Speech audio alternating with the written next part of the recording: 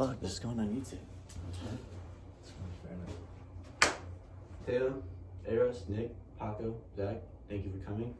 I lost my script, found it. As y'all know, huge topic going around the United States right now, vaping and how it's affecting underage kids.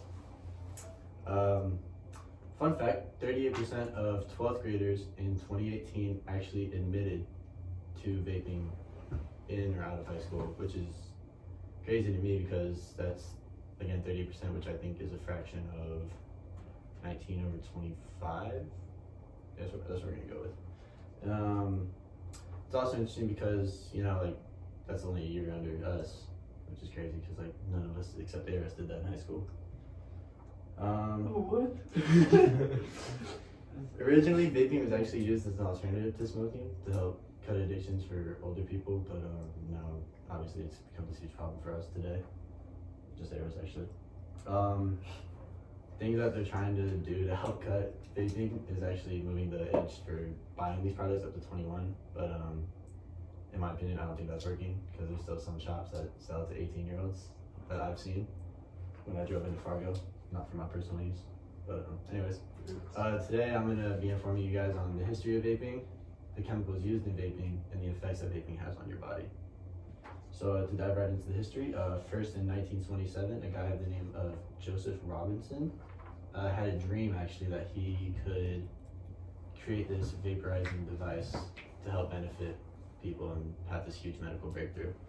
But unfortunately, people didn't listen to him. They just kept going about their day smoking cigarettes.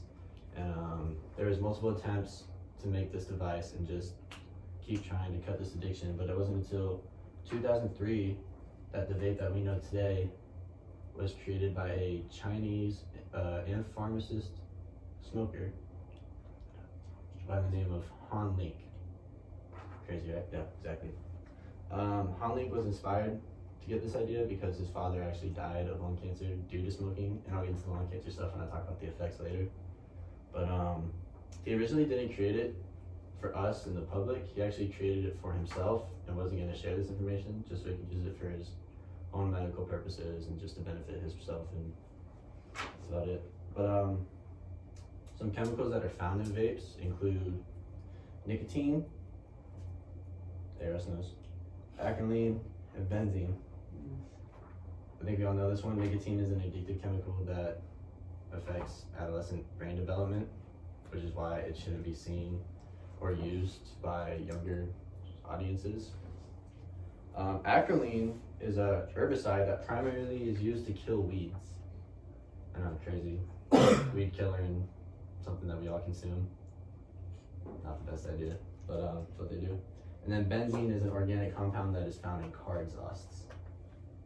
I know it's crazy. I know you're questioning it. I'm questioning it. Why would they put that stuff in there? I'm just as confused as you are, but I'm not part of the vape company, so I can answer that question. Vapes, though, like the piece itself, isn't the thing that's harming people. It's actually the stuff found in the juice, because vapes just include the battery and the water that is used to create the vapor, but companies actually put these chemicals in the juice to help build that addiction, so people keep coming back and buying it and just help make profit for the companies, which is terrible. Vaping causes many health effects such as cardiovascular disease, lung cancer, and it can actually cause you to have asthma. And we all know cardiovascular disease is a disease of the heart, the blood vessels, which causes like heart attacks and strokes. And then we all know lung cancer and asthma, what those two do, so I'm not gonna explain those. But vaping can actually cause a higher risk of obtaining lung cancer.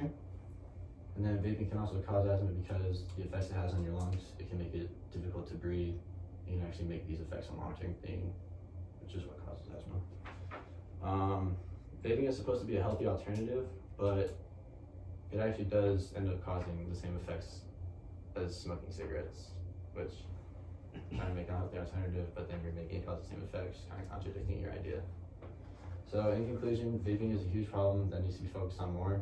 They are trying to make strides, like moving the age up to 21 to buy these products, but people of age will just buy them for the younger audience, which is like what they did in high school for me. I'm sure they did the same in high school for you guys. If you bought them I'm sure your friends were the only ones vaping, so Darius.